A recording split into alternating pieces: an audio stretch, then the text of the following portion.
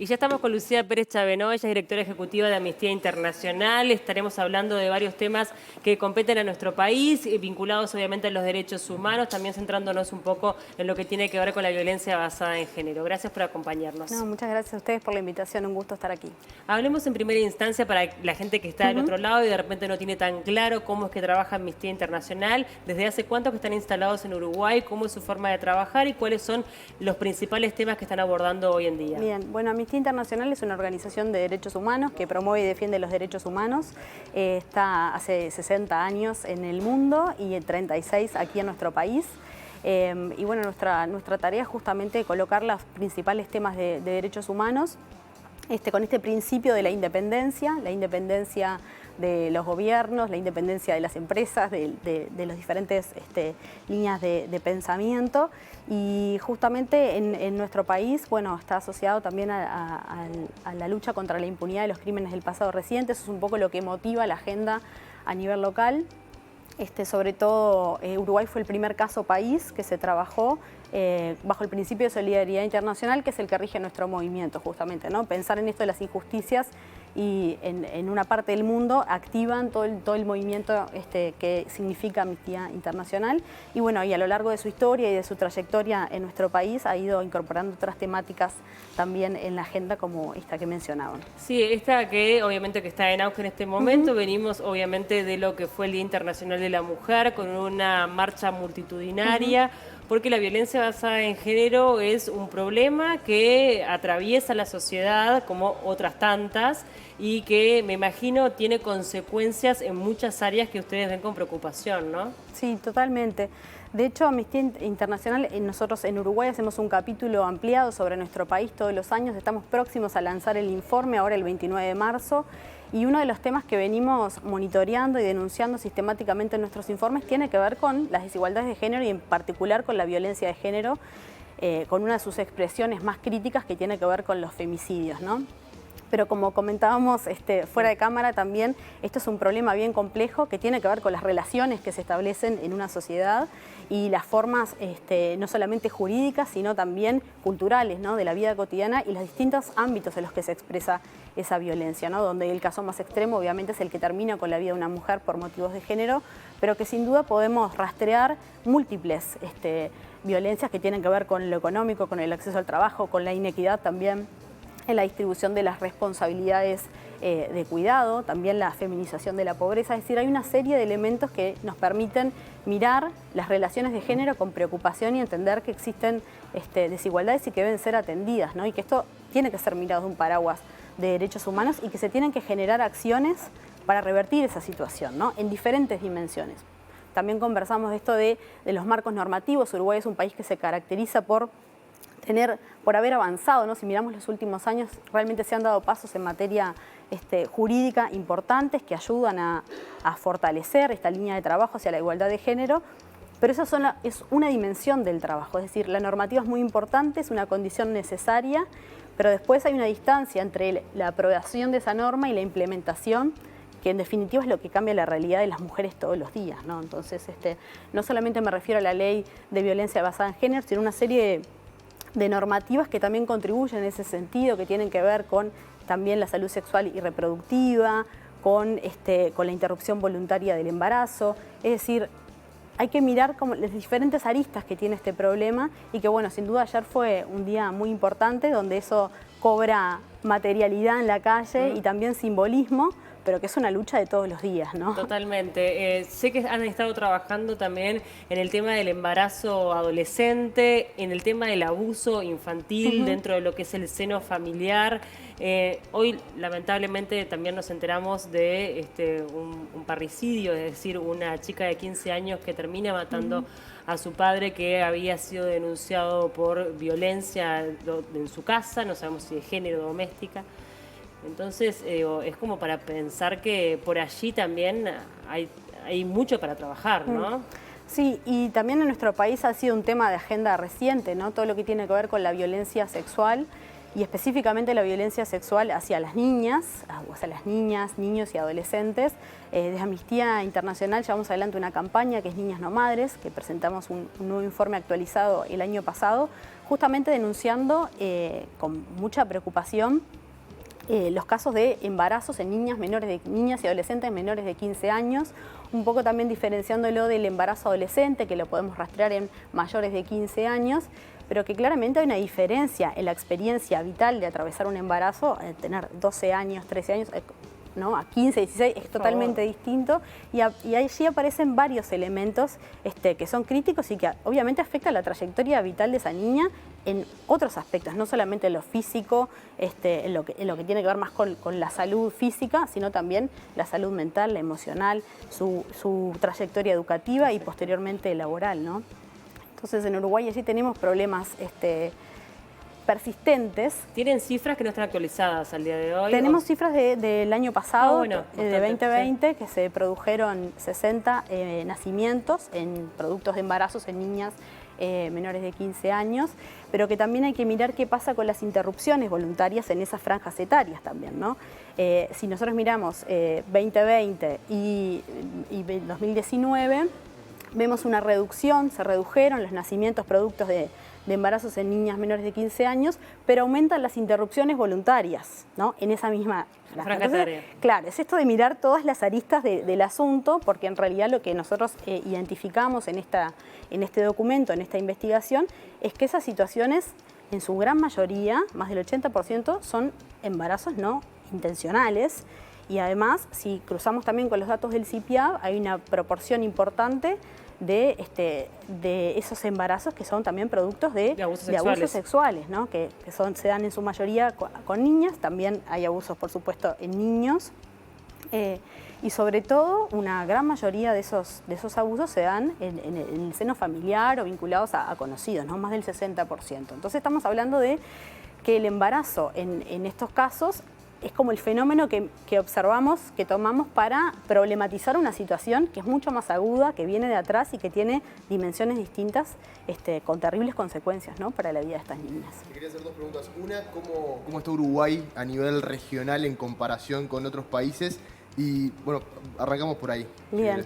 Bueno, nosotros de Amnistía Internacional lo que trabajamos siempre es que los países puedan verse en relación consigo mismos, digamos, ¿no? En esto de poder medirse bajo sus propios estándares y con esta lógica de no regresión en los derechos. Es decir, si un país va avanzando, va logrando ciertos pasos, bueno, es no ir para atrás, ¿no? Claro. Sino justamente ir ampliando esa zona de garantías y de goce de los derechos humanos para todas las personas. Entonces, como les decía hace un ratito, Uruguay tiene algunas señales interesantes en materia normativa, en temas vinculados a las desigualdades de género y la violencia en particular, pero sin duda eso no es suficiente, ¿no? Y de hecho creo que tenemos ejemplos muy significativos de que contar con la ley no significa tener el derecho garantizado, ¿no? Eso es lo que te iba a decir, al menos a mí me da la sensación de que de repente a nivel legislativo Uruguay, si obviamente lo comparamos a nivel regional, es un país de avanzada históricamente,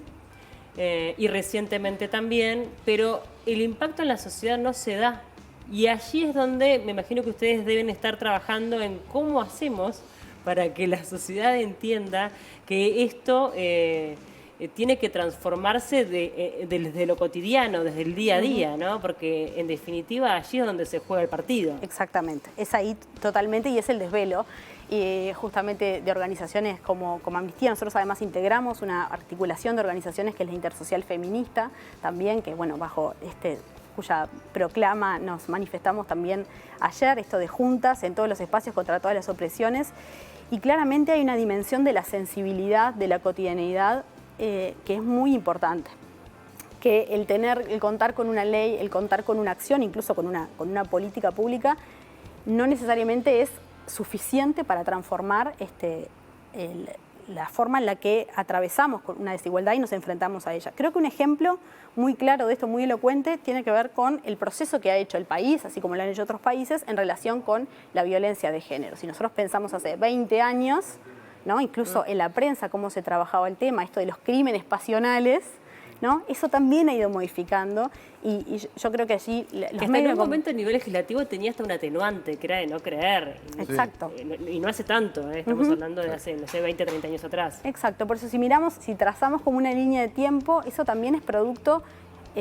los avances normativos también son empujados, ¿no? por esas transformaciones que tienen que ver más con lo discursivo, con los relatos, con cambiar el foco de mirar un problema, ¿no? Desnaturalizarlo, es decir, bueno, un crimen pasional, ¿no? Como esos tratamientos más livianos que teníamos, a entender realmente como sociedad que eso es un problema estructural que tenemos y que tiene que ser revertido, que no es habitual y eso no debe pasar. Que una mujer esté insegura en su casa, en la calle, que no pueda transitar libremente y sin sentir peligro. Miedo, sí. En todo esto, ¿cómo jugó la pandemia, el encierro? Y bueno, la pandemia, varios estudios demuestran que la pandemia tuvo un efecto, obviamente, en todas las personas y en particular en las mujeres. Hay algo también que nosotros venimos señalando y sobre lo que hemos trabajado que tiene que ver con esto de los cuidados, de esa dimensión de esa otra cara de la vida que parece que es solamente la vida productiva o el mercado de trabajo, sino todo el trabajo no remunerado o el trabajo de cuidados, que es lo que permite que la vida se sostenga de alguna manera, que sabemos que recae sobre todo en las mujeres, ¿no? Y esto, al llevar la pandemia, ¿no? El lockdown, todos a casa, bueno, eso tiene un impacto importante en la dinámica de las familias y por lo tanto también de las mujeres. Y ahí no solamente la carga de cuidados y también el manejo de los casos en los hogares en los que hay niños y niñas, con todo el apoyo escolar y demás durante la pandemia, también las situaciones de violencia, ¿no? Porque ¿qué pasaba cuando el cuidarse? Una de las herramientas de cuidado tenía que ver con el quedarse en casa, que es lo que nos pasa cuando nuestro hogar no es el lugar más seguro para estar, ¿no? Y esto aplica para las mujeres, para los niños, las niñas y los adolescentes.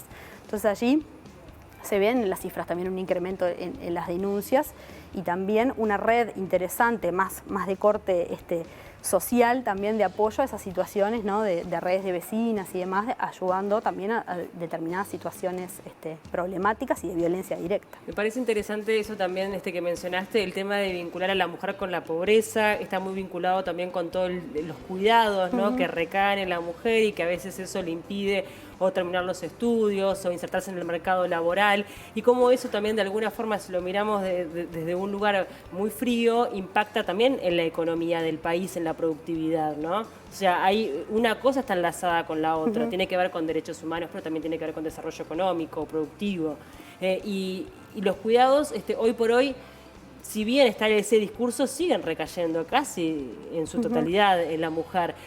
¿Cómo se debería trabajar para poder equilibrar un poco más la balanza? Ahí debería ser el Estado el que dé ese apoyo para que la madre pueda salir a estudiar, trabajar y demás, o es en el día a día, en el sistema familiar.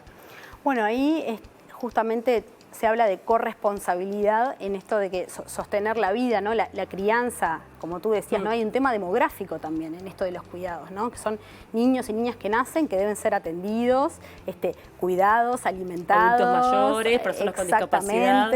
Que requieren de esa contención también, ¿no? En un sentido emocional y que por lo tanto esos son personas que luego podrán insertarse o no en el mercado de trabajo, es decir, tiene que ver con la dinámica social, ¿no? Con cómo nos organizamos. Entonces, está muy bien esto de complejizar el análisis, sino es sí un asunto de género, pero también es un asunto demográfico, también es un asunto económico, es un asunto productivo, y hablar de corresponsabilidad significa que, bueno, que hay responsabilidades compartidas. Sin duda hay algo del componente familiar, del ámbito privado, de lo comunitario, digamos, el aspecto más social.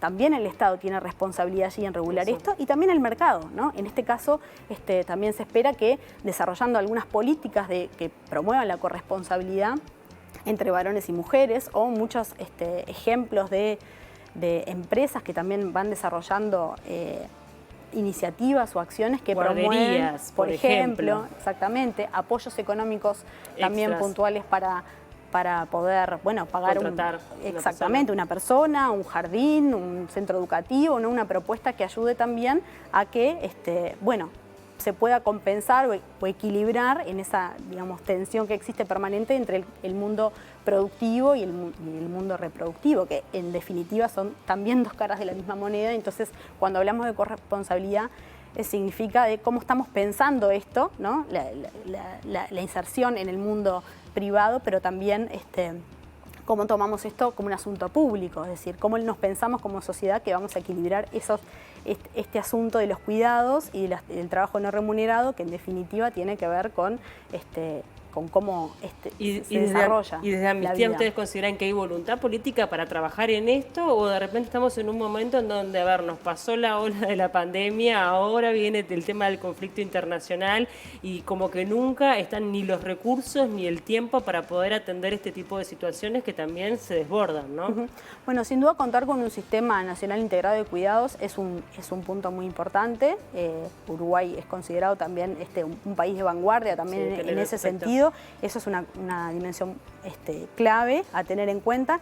Y por otro lado, más allá de la pandemia, que obviamente puso en jaque y sacudió el mundo entero, las desigualdades previas a la pandemia siguen estando y no desaparecen por la pandemia. Entonces sigue siendo un tema importante de agenda que sin duda hay que poder reforzar, ¿no? Y comprometerse con eso. Desde Amnistía, ¿cómo están siguiendo esta última? Se va a hacer una excavación el próximo jueves en un edificio del Correo. Te cambio un poquito de tema. Sí. Un poquito ¿cómo lo están siguiendo este tema y las otras excavaciones que se están haciendo en nuestro país? Bueno, Amnistía también, como les mencionaba, estamos próximos a lanzar un informe que en realidad recoge el proceso de 2021, el informe anual que presenta un estado de situación de los derechos humanos en el mundo, es el informe global, y nosotros desde la sección de aquí hacemos un capítulo ampliado sobre Uruguay. Y como les decía al inicio, el tema de impunidad contra los crímenes del pasado reciente es uno de los temas que monitoreamos sistemáticamente.